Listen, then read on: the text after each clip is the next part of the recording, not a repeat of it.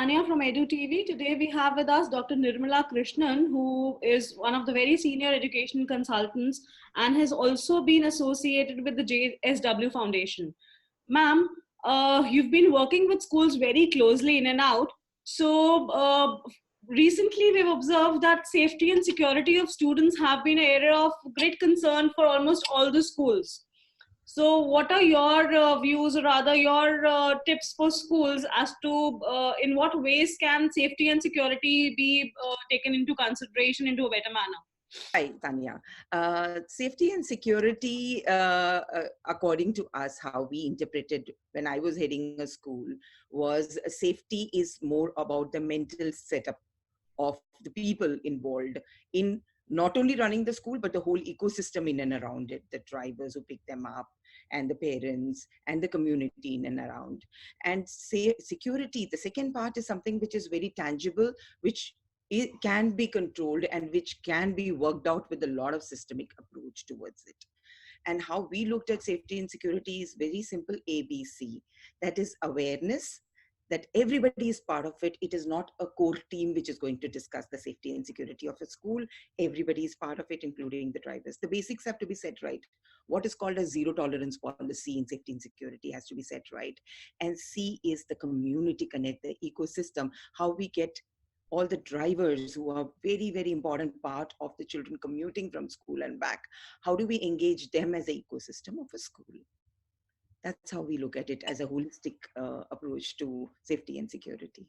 Ma'am, recently we've observed that there have been a lot of incidences wherein students, when they go back from schools, I mean, it is very difficult to keep a track as to who came to pick up the child. Right, because at times parents send their drivers or maybe their maids or maybe an uncle or somebody to pick up the kid. And there have been a lot of problems recently that we've observed that the child has not reached home. Whereas from school, somebody's already picked him or her up.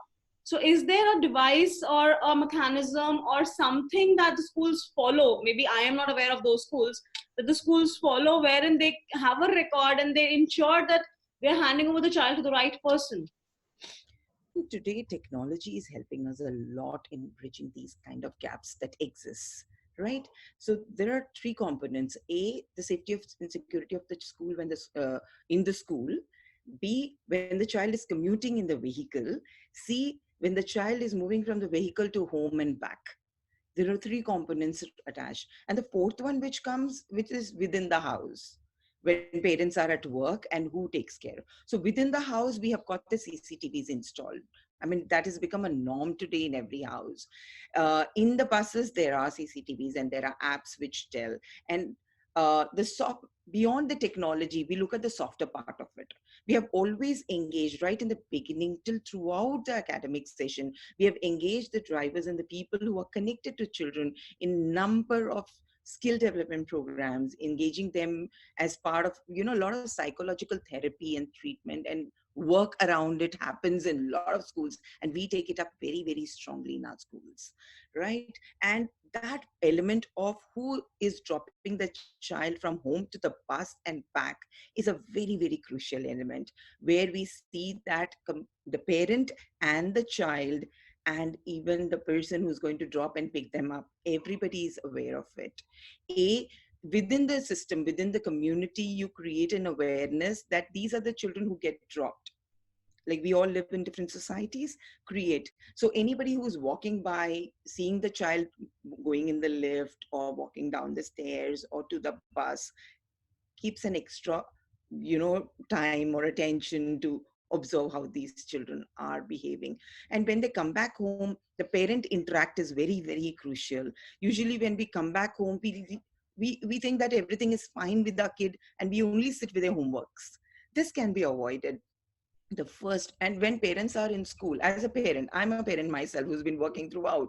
So the first few things I do is, the moment my kid is home, I will call my kid and I'll ask, okay, fine, how was your day and how are you feeling? That particular word is very, very important. How are you feeling? Because our children are not trained to express their feelings. So the humane connect of the parent and the complete trust that I can share anything with my parents has to be developed from the parent end. The moment that happens, I think a lot of issues where the child is forced by the person who is trying to cause harm to the child is forced to hide things can be avoided the moment the trust is created. I know it's a very, very difficult task for the school, for the parents, and for the community, but together we can make it happen.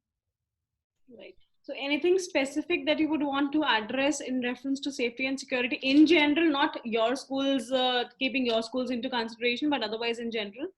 In general, personally, I have seen a good blend of technology with the soft part of the relationship has helped us reduce or minimize the incidences that happen. It is very, very difficult for us to say that it becomes a zero incident situation with so many things happening. So let us accept that there may be incidences. Now, how we handle it is very, very important for us to accept it, and let all of us not get into a zone of thinking that, we have to fight it out right now. And yes, there is a lot of things that happen, but how do we handle it in a more sensible manner, where we take the onus of it and focus more on the softer part of the relationship we maintain with our child, with the school, with everybody connected to it. I believe in the humanistic approach every time we have to handle such a situation, and been through some tough